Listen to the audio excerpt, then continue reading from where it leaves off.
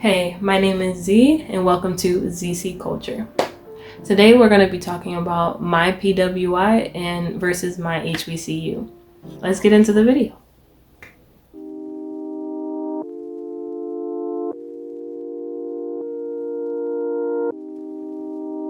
I am a transfer student, so that means I had the experience of two different schools. I transferred from a PWI to a HBCU. And not necessarily for the reasons that is on his paper. It was more for personal reasons, things that were going on in my life that made me take a semester off actually, and then had me decide to change over to a different school. Not necessarily a HBCU, but that's where I ended up. So let's go into the pros of my PWI. My PWI was in the middle of Manhattan. That was the most amazing experience that I could have asked for because I didn't need a car. It was diverse, not just in the people, but the opportunities, the food, and the people. It was a great experience and I would not trade it for anything else. The school itself, it wasn't many people there that looked like me, especially in my field. I was in the STEM field, electrical and computer engineering, and it wasn't many people that looked like me, but I wasn't really intimidated by that. I actually liked most of the people that was around because they provided like different perspectives. I was friends with people that was like in their 40s down to people that were 18 years old. So it was a very unique experience in that case as well. My PWI was not necessarily the stereotypical live on campus type thing.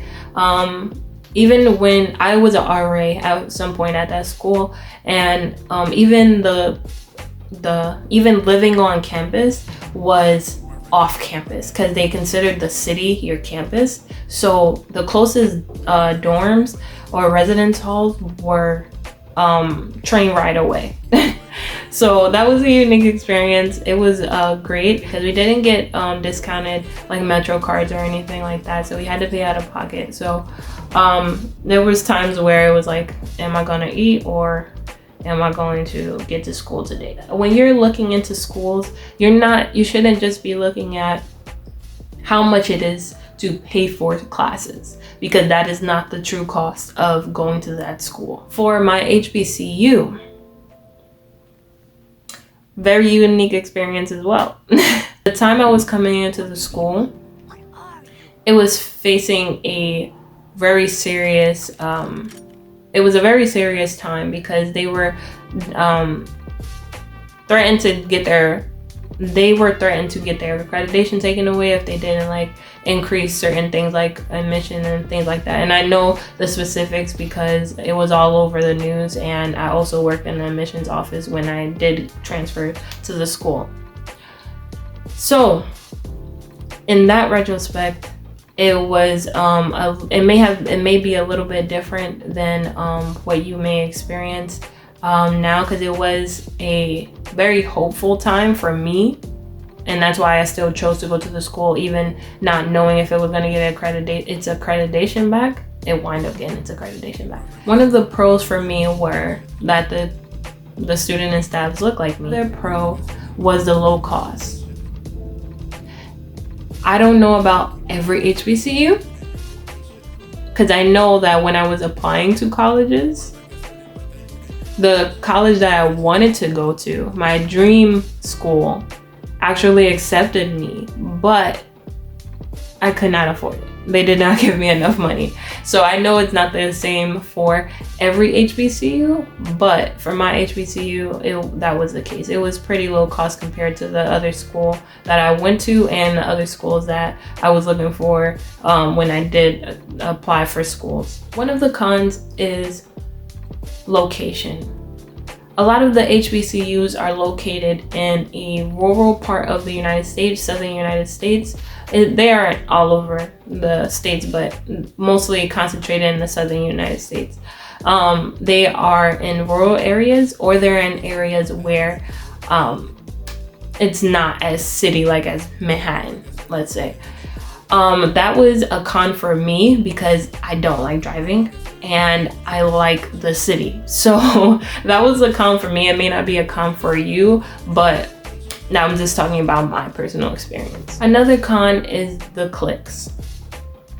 Yes, there are cliques in many different schools, like in the sororities or fraternities or things like that, and you gravitate towards like your certain group of people. But there are way more cliques at HBCUs. I don't know why. I cannot provide an explanation, but there are a lot of cliques at HBCUs. I don't tend to be a clique type of person. I have always been the type of person that's friends with everyone. So this wasn't like a pro or con for me, but it could be a con for someone else that may just want to get to know everyone and things like that. I'm more of like a person that stays in my own little bubble and then I come out to greet the world. And I loved both of my schools.